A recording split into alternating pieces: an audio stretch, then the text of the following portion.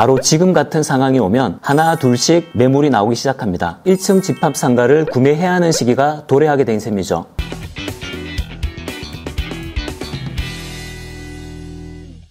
안녕하세요. 빌사부 김준영 본부장입니다.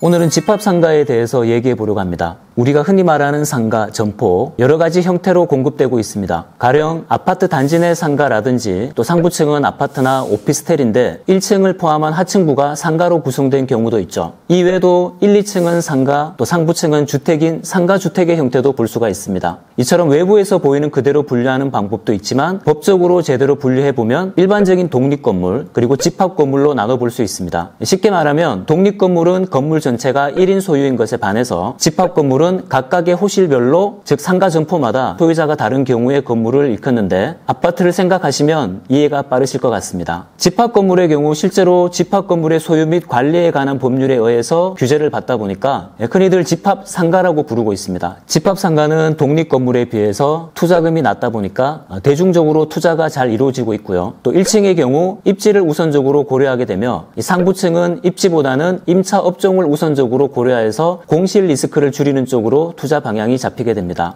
특히 목 좋은 자리, 즉 입지가 뛰어난 곳에 1층 집합상가를 선호하는 분들이 많은데요. 아무래도 1층의 경우 상부층에 비해서 공실률도 낮고 또 상대적으로 재산세 부담이 낮은 점, 또 공실 시 관리비 부담을 낮출 수 있는 점을 이유로 1층으로 투자가 몰리고 있습니다. 하지만 목 좋은 곳에 1층 투자가 맘처럼 쉽지가 않죠. 이런 곳들은 거의 그들만의 리그가 펼쳐지고 있고 무엇보다 부동산 상품으로서 희소성이 있다 보니 인근 상가에 비해서 매매 금액의 편차도 상당히 크게 나타납니다. 하지만 대출금리 상승이 지속되거나 또 인상된 금리가 내려갈 조짐을 보이지 않는 바로 지금 같은 상황이 오면 하나 둘씩 매물이 나오기 시작합니다. 또한 금리 인상 시기가 길어지면 길어질수록 이러한 현상은 더욱 심화되기 마련입니다. 결과적으로 현금 확보가 자유로운 구매층이라면 대출이 많은 1층 집합상가를 구매해야 하는 시기가 도래하게 된 셈이죠. 자, 그러면 실제 매물 보시면서 설명을 이어가도록 하겠습니다.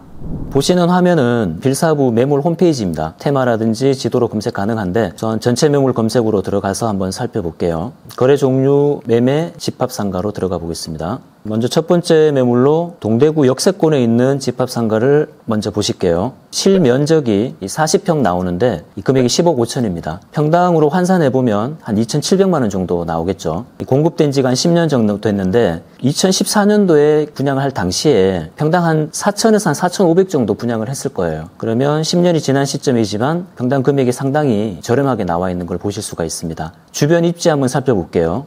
여러분들 많이 알고 계시는 신세계백화점 건너편에 있고요. 우리 현장, 편의점이 들어가 있는 이 집합상가 현장이 서안 코보스 카운티 오피스텔 주상 복합 건물인데 이 주변으로 신세계백화점도 있지만 190m 정도 되는 로드샵이 나오는 이 전면이 지금 새롭게 개발이 되고 있습니다. 지금 정면에 보이시는 부분이 신세계백화점이고요. 이쪽이 동대구 역세권 쪽으로 들어가는 입구고 그리고 보이는 이쪽이 서안 코보스 카운티 건물이 됩니다. GS 편의점 보이시죠? 이 자리가 지금 첫 번째 매물이 되겠고요. 옆쪽으로 보시면 아까 제가 말씀드린 대로 이 동대구역 센텀스퀘어가 개발 예정인데 이 전면이 보시는 것처럼 상당히 깁니다. 건물도 지금 정보가 아직 공개되진 않았지만 초고층 건물이 들어서는 곳으로 예상되고 있고요. 주상복합 그리고 상가가 많이 들어선다고 얘기가 나오고 있습니다. 지금 현재도 자리가 괜찮지만 동대구역 센텀스퀘어가 조성이 되고 나면 개발 호재가 더 있을 것으로 보이고요. 이 자리 같은 경우에는 실제로 이 뒷면에 GS가 있다가 새롭게 임대를 얻으면서 이쪽으로 들어왔어요. 보증금 3천만 원에 월세 450만 원. 임대 기간도 올해 새로 임대차가 됐기 때문에 장기 임대 2년 플러스 8년 해서 10년 동안 공실 없이 상가를 유지하실 수가 있어요. 다음은 강북 지역이라고 불리우는 북구의 칠곡 3지구 쪽으로 한번 와봤습니다. 주요 상권들 얘기할 때 빠지지가 않는 자리죠. 3호선이 지나가고 있고 주변에 아파트가 항아리처럼 이렇게 둘러싸여져 있어서 이 상가를 이용하시는 고객들이 손쉽게 접근이 가능한 자리고요. 한번 확장해서 보시면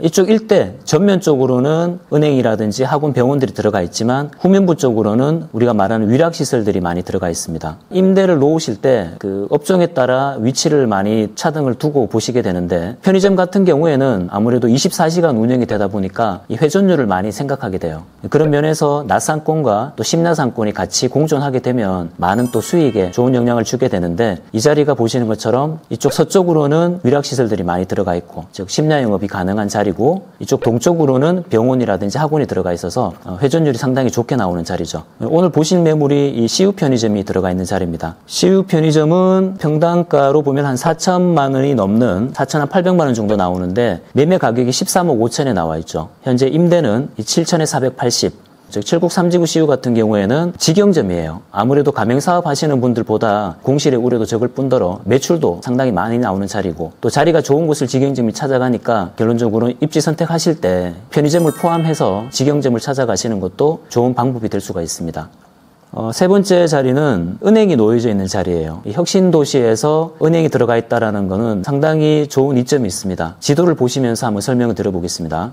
자, 혁신도시 쪽으로 왔는데요. 혁신도시는 4개의 구역으로 분할이 되어 있죠. 이 왼쪽에는 아파트가 밀집되어 있고 중간에 있는 이쪽 지역은 관공서가 많이 밀집되어 있습니다. 관공서가 밀집되어 있다 보니까 이 은행이라든지 문구점 그리고 오피스텔들이 많이 밀집되어 있는데요. 저희 현장이 쪽 농협 옆에 우리은행인데 하나은행이라든지 또 보셨던 우리은행, 농협, 국민은행 그리고 인근에 보시면 대구은행에서 또 신한은행까지 약 한 6개사 은행들이 관공서를 대상으로 영업을 하고 있고요. 그래서 은행이 놓여져 있다는 것은 지역의 특성을 감안했을 때 상당히 메리트가 있는 업종이라고 보실 수가 있죠. 면적 한번 보실게요.